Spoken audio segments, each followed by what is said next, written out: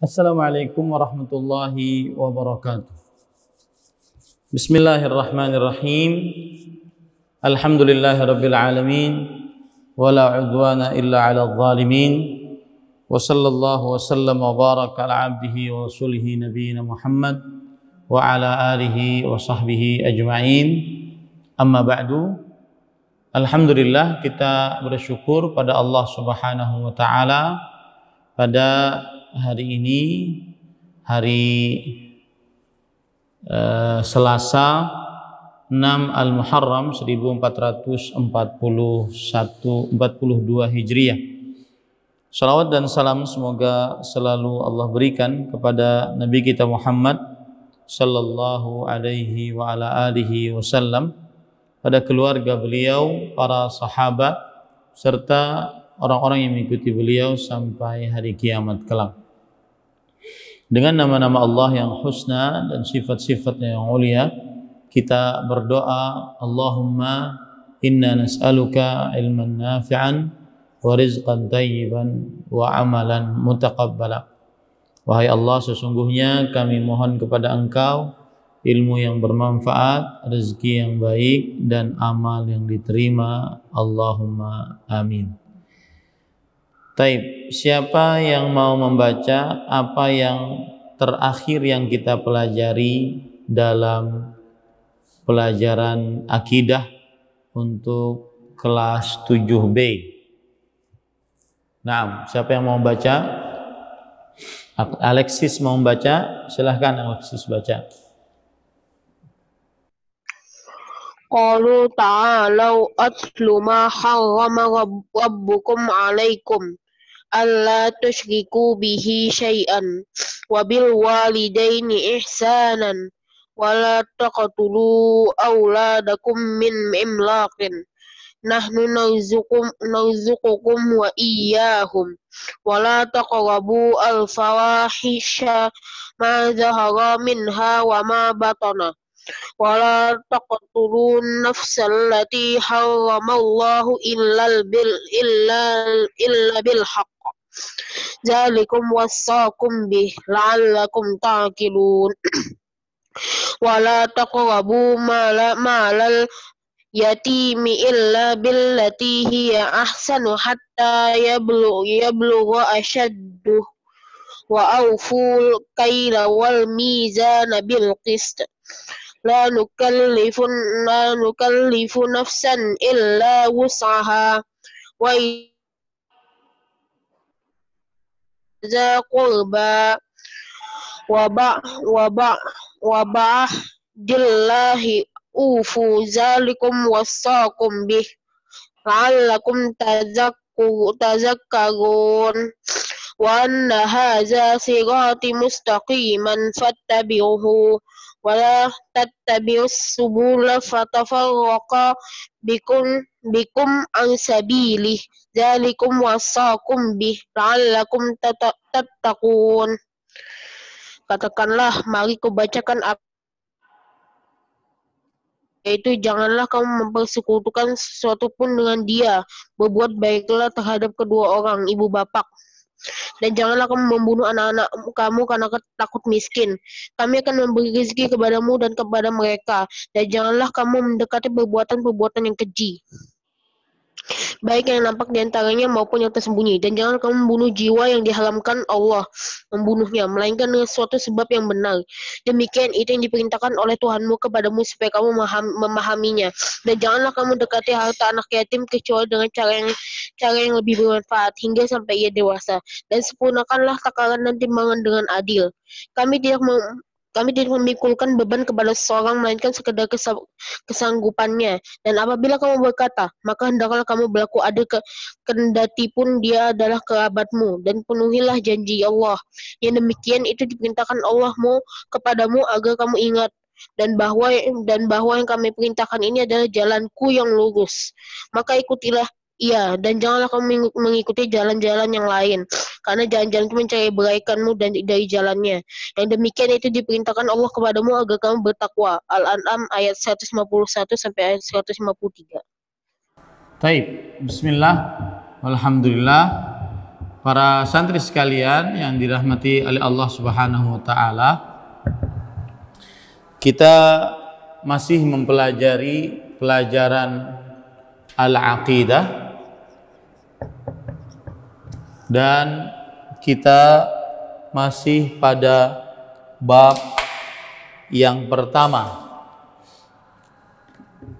Bab yang pertama, tauhid.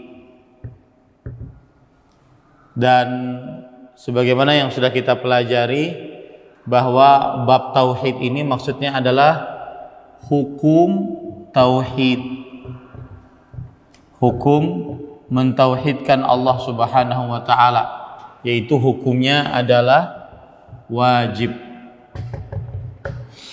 Pada pertemuan sebelumnya kita sudah mempelajari Quran surat An-Nisa ayat 151 sampai 153. An-Nisa ayat 100, Quran surat Al-An'am. Al-An'am ayat 151 sampai 153.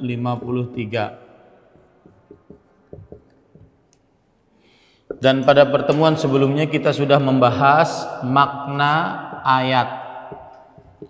Saya sudah sebutkan kepada para santri sekalian, makna ayat adalah di dalam ayat ini Allah Subhanahu wa taala menyebutkan 10 perintah, ya, memerintahkan 10 perintah.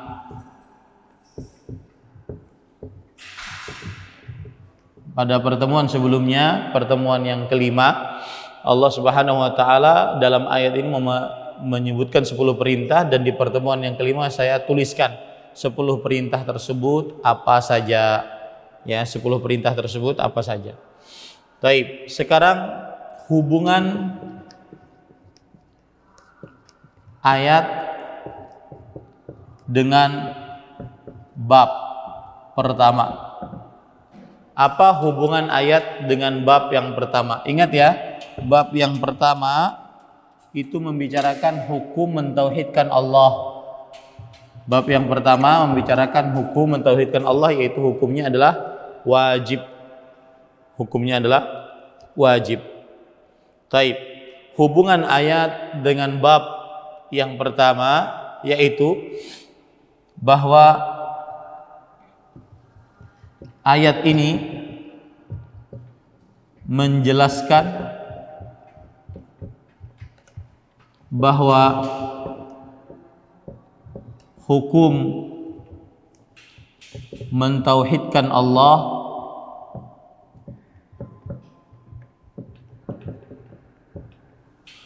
adalah wajib.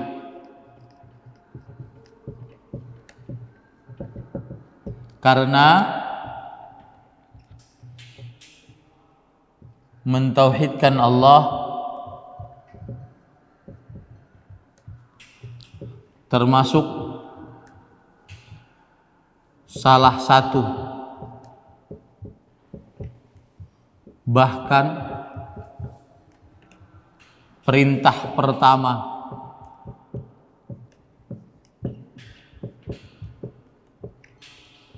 termasuk salah satu, bahkan perintah pertama dari 10 perintah yang ada di dalam ayat ini. Nah, ini hubungan ayat dengan bab. Ayat ini menjelaskan, yaitu Quran surat Al-An'am ayat 151 153, menjelaskan bahwa hukum mentauhidkan Allah adalah wajib. Kenapa? Karena mentauhidkan Allah salah satu, bahkan perintah pertama dari 10 perintah yang ada di dalam ayat-ayat ini, yaitu dalam surat Al-An'am ayat 151 153. Allah berfirman, "Qul ta'alau atlu ma harrama rabbukum alaikum alla tusyriku bihi syai'an. Yang artinya, katakanlah wahai Muhammad sallallahu alaihi wasallam, wahai ahlul kitab, kemarilah aku bacakan kepada kalian apa yang Allah haramkan atas kalian, yaitu yang paling pertama dan paling utama, janganlah kalian mensyirikkan Allah dengan sesuatu apapun. Nah, ini adalah janganlah mensyirikkan Allah, berarti tauhidkanlah Allah. Karena kebalikan dari mensyirikkan, janganlah mensyirikkan Allah, sama dengan tauhid Allah. Janganlah mensyirikkan Allah sama dengan tauhidkanlah Allah Subhanahu wa ta'ala. Ini hubungan ayat dengan bab. Ya, sekali lagi para santri sekalian harus diingat bahwa bab yang pertama membicarakan tentang hukum mentauhidkan Allah.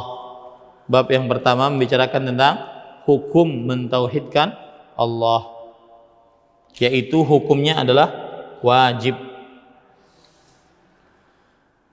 Taib. Kemudian yang kedua, yang selanjutnya, faidah dari ayat.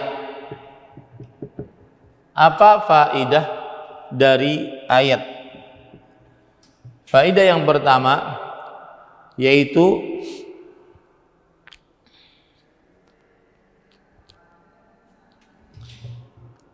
mentauhidkan Allah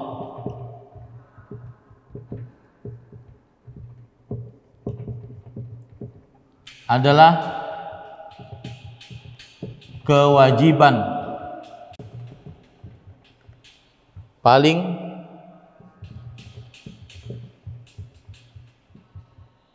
agung, sebagaimana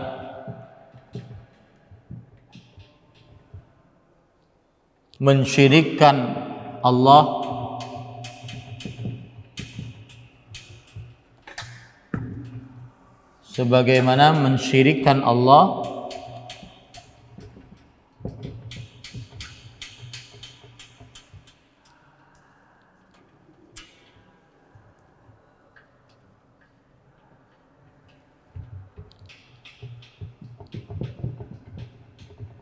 adalah keharaman yang paling besar. Ini pelajaran. Mentauhidkan Allah adalah kewajiban paling agung, sebagaimana mensyirikkan Allah adalah keharaman yang paling besar. Kemudian pelajaran yang kedua dari ayat ini adalah menghalalkan atau mengharamkan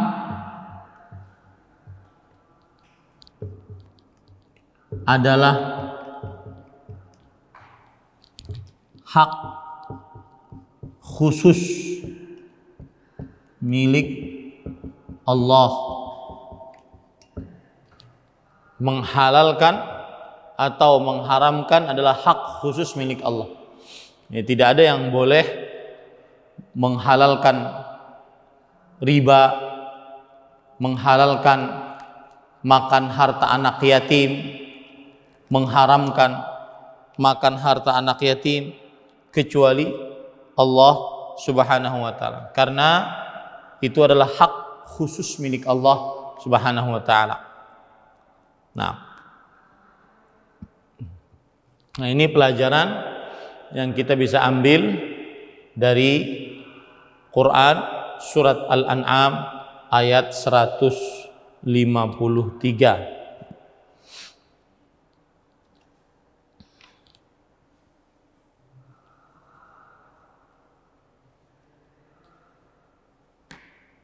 Nah, sekarang siapa lagi yang mau membaca lanjutan dari ayat ini. Siapa ketua kelas? Hah? Siapa ketua kelasnya? Angkat tangan. Siapa ketua kelas? Belum dipilih atau sudah dipilih? Siapa ketua kelas, angkat tangan?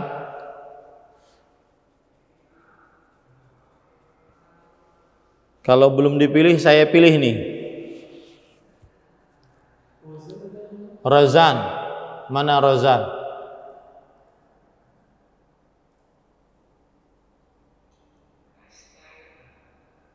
Taib, baca Rozan.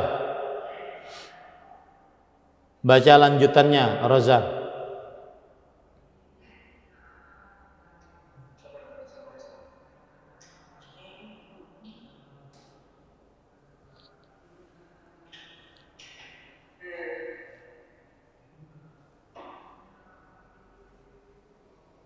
Para santri sekalian, bagi yang tidak jelas suara gambarnya, maka bisa mengulang videonya di channel YouTube Intan Ilmu, kemudian mengikuti apa yang disampaikan.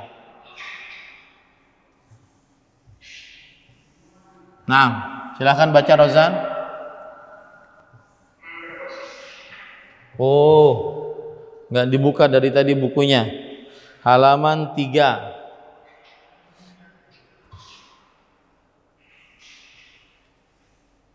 Buka bukunya, halaman 3. Ibnu Mas'ud radhiyallahu anhu berkata, di situ dibacanya. ya.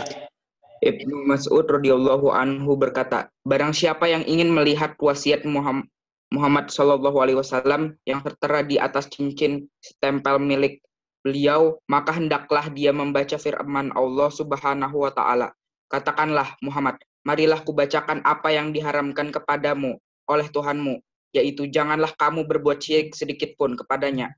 Dan seterusnya sampai pada firman-Nya. Dan kubacakan, sungguh inilah jalanku, berada dalam keadaan lurus, dan seterusnya. Mu'adz bin Jabal radhiyallahu anhu menuturkan. Ya, cukup. Ibnu Mas'ud radhiyallahu anhu berkata, perhatikan sekarang seluruhnya. Ibnu Mas'ud radhiyallahu anhu berkata, Ibnu Mas'ud ini adalah sahabat Rasulullah. Beliau nama lengkapnya adalah Abdullah bin Mas'ud. Abdullah bin Mas'ud radhiyallahu anhu. Dan beliau adalah ahli tafsir Al-Quran di kalangan para sahabat Nabi radhiyallahu anhu. Beliau adalah ahli tafsir Al-Quran dan beliau adalah salah satu sahabat Nabi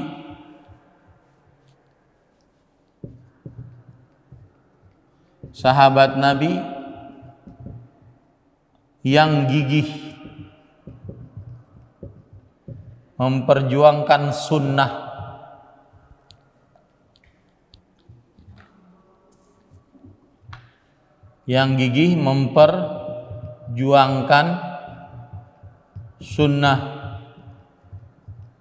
dan memerangi bid'ah.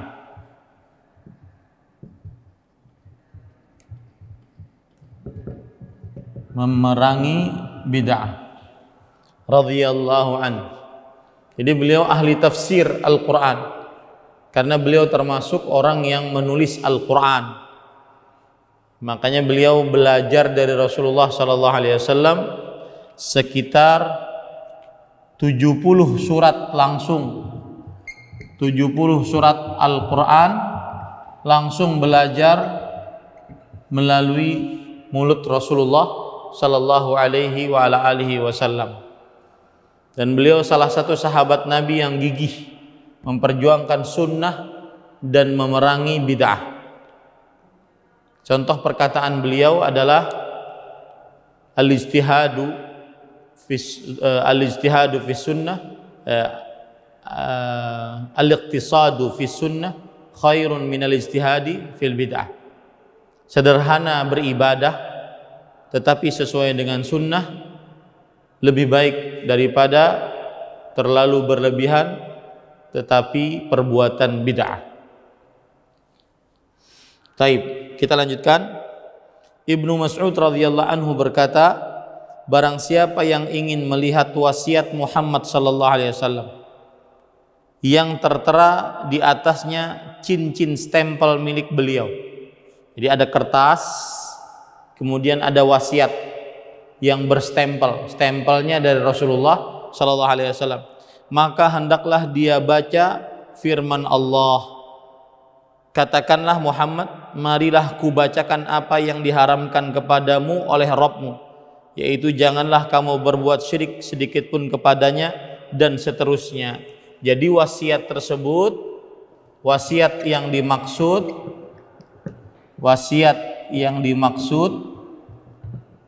dari Rasulullah SAW yang ada stempelnya dari Rasul SAW adalah Quran surat Al-An'am ayat 153, 151, 153. Nah ini ya yang barusan kita pelajari tadi. Sampai pada firman-Nya, dan kubacakan sungguh inilah jalanku yang berada dalam keadaan lurus, dan seterusnya. Jadi wasiat Nabi Muhammad SAW yang ada stempel Nabi Muhammad SAW yang dimaksud oleh Abdullah bin Mas'ud adalah Quran surat Al-An'am ayat 151, 153. Baik. Sekarang ahibati hafizakumullah, para santriku sekalian yang saya cintai karena Allah, makna hadis. Apa makna hadis ini? Makna hadis ini adalah bahwa Abdullah bin Mas'ud radhiyallahu an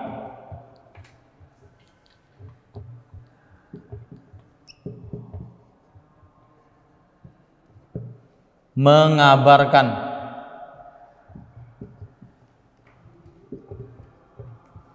tentang wasiat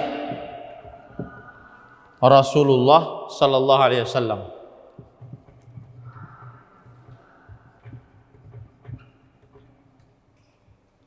Sebelum beliau meninggal.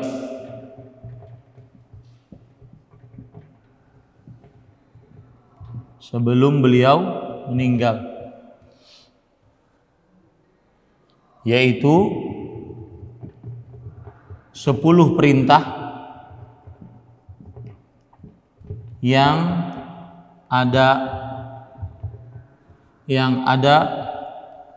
di dalam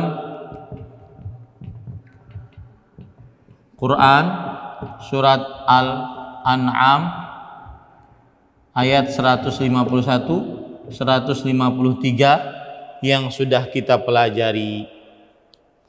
Abdullah bin Mas'ud radhiyallahu anhu mengabarkan bahwa ada wasiat Rasulullah sebelum beliau meninggal. Wasiatnya itu adalah mengerjakan 10 perintah yang ada di dalam Quran surat Al-An'am ayat 151, 153. Maka ini menunjukkan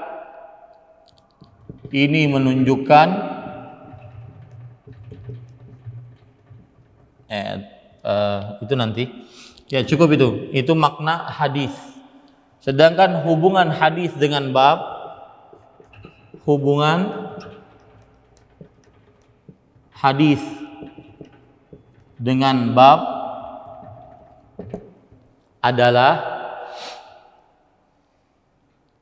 hadis ini menunjukkan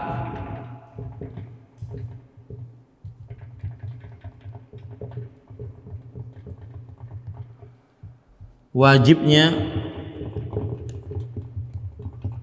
mentauhidkan Allah.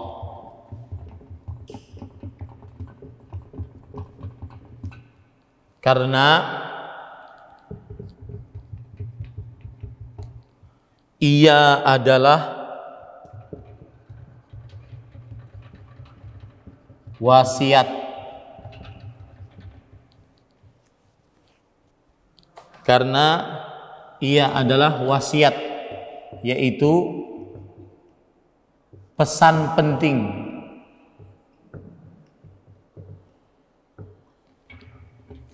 Rasulullah sallallahu alaihi wa ala alihi wasallam sebelum meninggal, dan wajib dilaksanakan setelah meninggal. Jadi kalau seandainya ada orang mau mati, bapak kita mau meninggal, kemudian sebelum meninggal beliau berwasiat, wahai anakku, kamu harus mengerjakan ini. Nah, itu berarti wasiat, itu pesan penting yang disebutkan sebelum meninggal dan wajib dilaksanakan setelah meninggal. Nah, di dalam hadis ini menunjukkan bahwa wajibnya mentauhidkan Allah. Kenapa? Karena dalam surat Al-An'am ayat 151 153 terdapat perintah untuk mentauhidkan Allah dan tidak mengerjakan kesyirikan. Maka itu berarti wasiat Rasulullah. Wasiat itu artinya pesan penting sebelum meninggal. Itu wasiat, pesan penting sebelum meninggal, yang mana wajib dilaksanakan setelah meninggal. Makanya di sini hadis ini menunjukkan wajibnya mentauhidkan Allah Subhanahu wa taala. Ya. Nah, kemudian faedah hadis. Saya hapus ini. Faedah hadis Abdullah bin Mas'ud radhiyallahu anhu.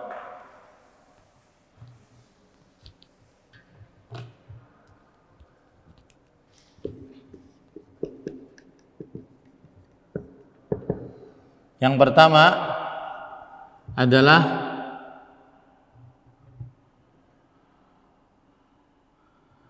Rasulullah sallallahu alaihi wasallam mempunyai cincin, fungsinya sebagai stempel. Ya, tahu ya stempel ya, fungsinya sebagai stempel. Ini kalau ada yang penting itu diberikan stempel. Nah, ini Rasulullah SAW mempunyai cincin, fungsinya sebagai stempel. Apa yang tertulis ya kemudian distempeli, maka itu berarti perkara yang penting. Kemudian yang kedua tentang stempel, tentang faedah dari hadis Abdullah bin Mas'ud radhiyallahu anhu, yaitu boleh berwasiat sebelum meninggal.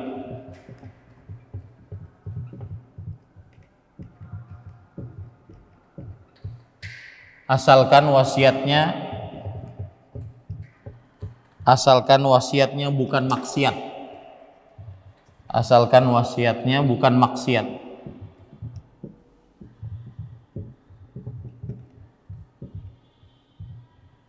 Bukan maksiat.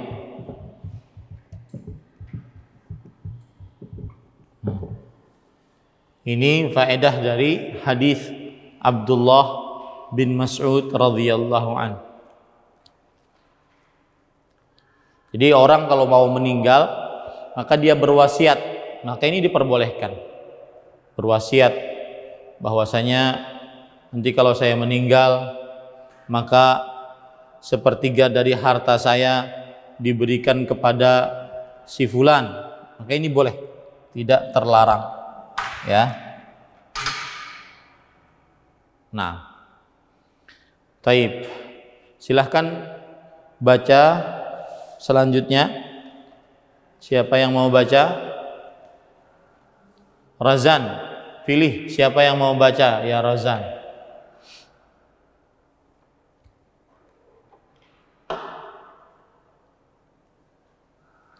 Razan, pilih siapa yang mau baca.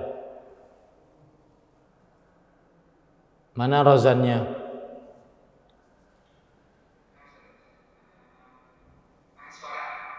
Hah? Tulis namanya. Maeswara, Maeswara. Mana Maeswara? Baca selanjutnya.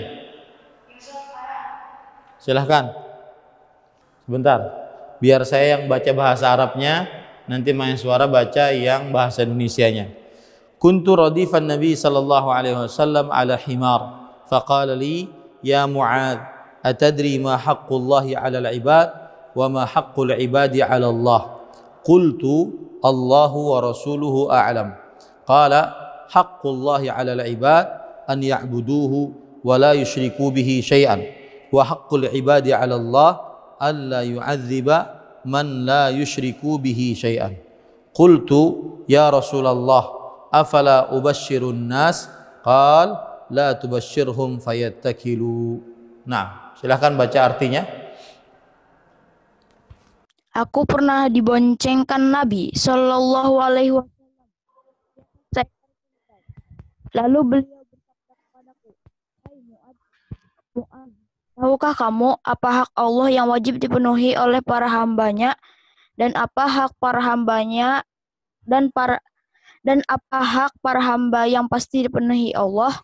Aku menjawab, Allah dan Rasulnya lebih mengetahui. Beliau pun bersabda, hak Allah yang wajib dipenuhi oleh para hambanya ialah supaya mereka beribadah kepadanya saja dan tidak berbuat syirik sedikit pun kepadanya. Sedangkan hak para hamba yang pasti dipenuhi Allah adalah bahwa Allah tidak akan menyiksa orang yang tidak berbuat syirik sedikit pun kepadanya. Aku bertanya, ya Rasulullah, tidak perlukah aku menyampaikan kabar gembira ini kepada orang-orang? Beliau menjawab, janganlah kamu menyampaikan kabar gembira ini kepada mereka sehingga mereka nanti akan bersikap menyadarkan diri. Hadis riwayat Al-Bukhari dan Muslim dalam sahih mereka. Taib. Sekarang perhatikan ke papan tulis seluruhnya. Hadis Mu'ad bin Jabal, halaman 3, perhatikan bukunya. Hadis Mu'ad bin Jabal. Perhatikan Mu'ad bin Jabal. Mu'ad, nama lengkap sahabatnya adalah Mu'ad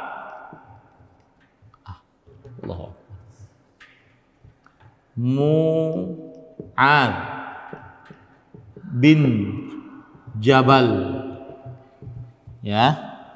Mu'ad bin Jabal bin Amr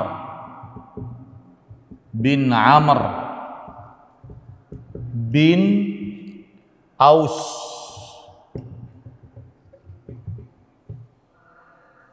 Al-Ansari. Jadi beliau ini dari kaum Ansar, dari penduduk kota Madinah. Kemudian beliau adalah sahabat Nabi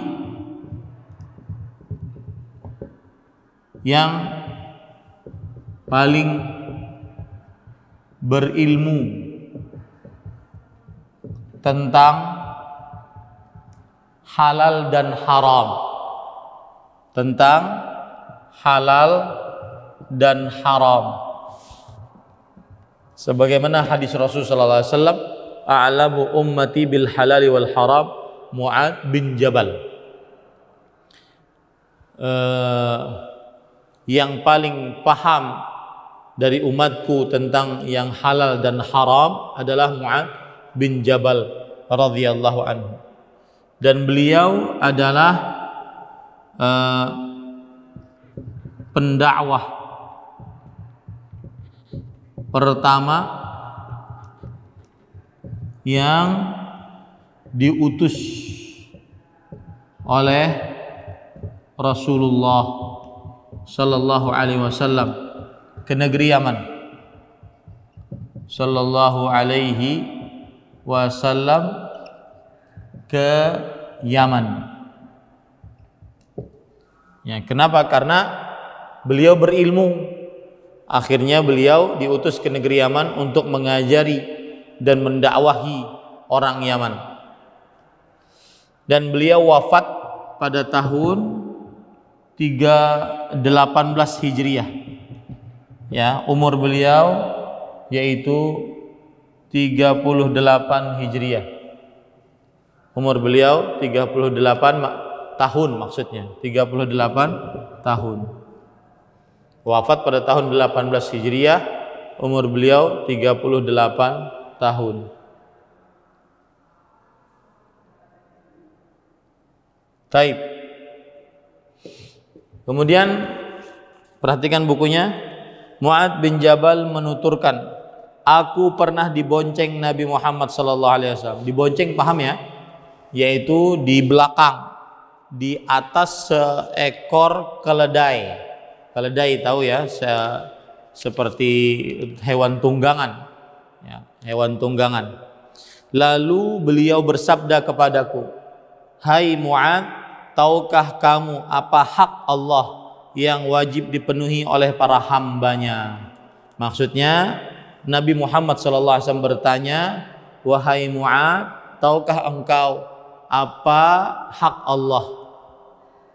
Hak Allah yang harus dikerjakan oleh hambanya. Artinya hambanya ini harus mengerjakan untuk Allah apa? Gitu.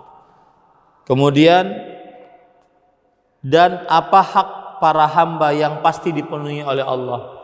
Dan juga sebaliknya, apa hak hamba yang pasti dipenuhi oleh Allah Subhanahu wa taala? Maka aku menjawab, aku di sini adalah Mu'adz bin Jabal. Aku menjawab, Allah dan Rasulnya lebih mengetahui. Ini adalah adab sahabat Nabi kepada Rasulullah Sallallahu Alaihi Wasallam, bahwasanya Allah dan Rasulnya lebih mengetahui. Kemudian beliau pun bersabda, hak Allah yang wajib dipenuhi oleh hambanya ialah supaya mereka beribadah kepadanya saja.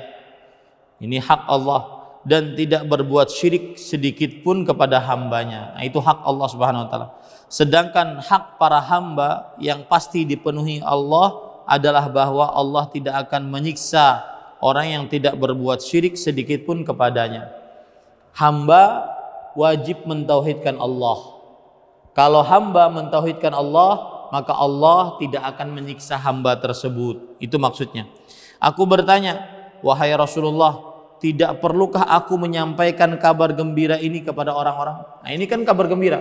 Siapa hamba yang taat kepada Allah, mentauhidkan Allah dalam ibadah, maka Allah tidak akan menyiksanya nanti di akhirat. Ini kan kabar gembira. Maka Mu'adz mengatakan kepada Rasulullah SAW, wahai Rasulullah, bolehkah aku ceritakan ini kepada orang-orang? Beliau menjawab, jangan kamu sampaikan kabar gembira ini kepada mereka, sehingga mereka nanti akan bersikap menyandarkan diri. Nah, ini catat, bersikap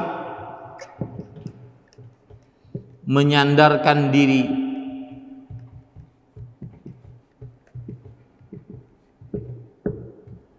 Artinya maksudnya adalah meremehkan maksiat,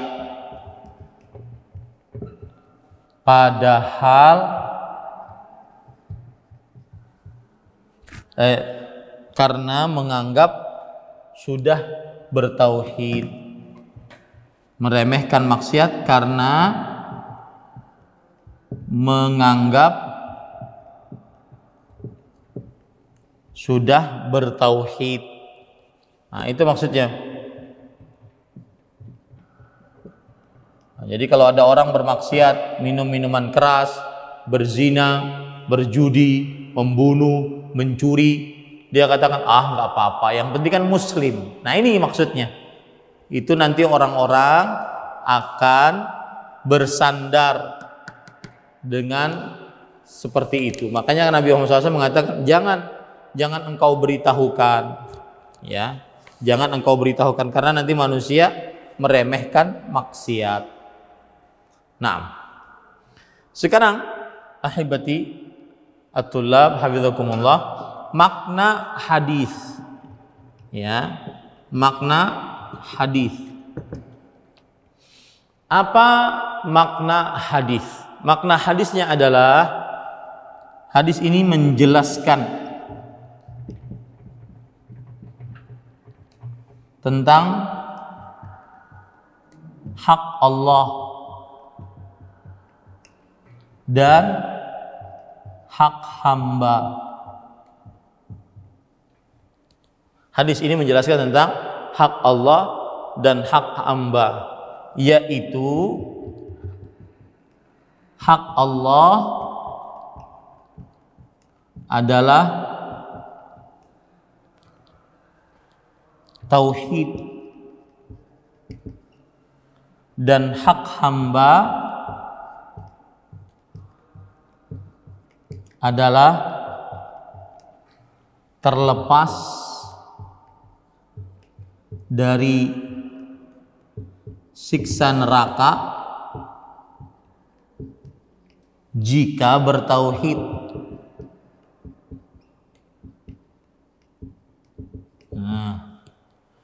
Terlepas dari siksa neraka jika bertauhid.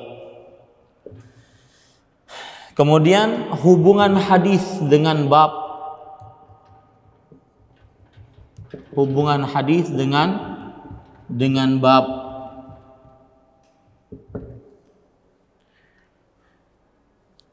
Hadis ini menunjukkan wajibnya bertauhid, karena tauhid hak Allah yang wajib ditunaikan, yang wajib ditunaikan. Nah, begitu cara mempelajari kitab tauhid, ya. Cara kita belajar akidah seperti ini. Hubungan hadis dengan bab. Hadis ini menunjukkan wajibnya bertauhid. Kenapa? Karena tauhid adalah hak Allah Subhanahu wa taala yang wajib ditunaikan. Nah, begitu. Nah, adapun faedah-faedah dari hadis insyaallah kita akan lanjutkan pada kesempatan yang akan datang. Mohon maaf belum bisa membuka sesi pertanyaan.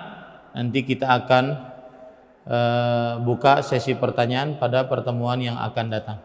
Kita cukupkan dengan kafaratul majlis. Subhanakallahumma wa bihamdik, asyhadu an la ilaha illa anta astaghfiruka wa atubu ilaik. Wa sallallahu nabiyana Muhammad walhamdulillahi rabbil alamin. Wassalamualaikum warahmatullahi wabarakatuh.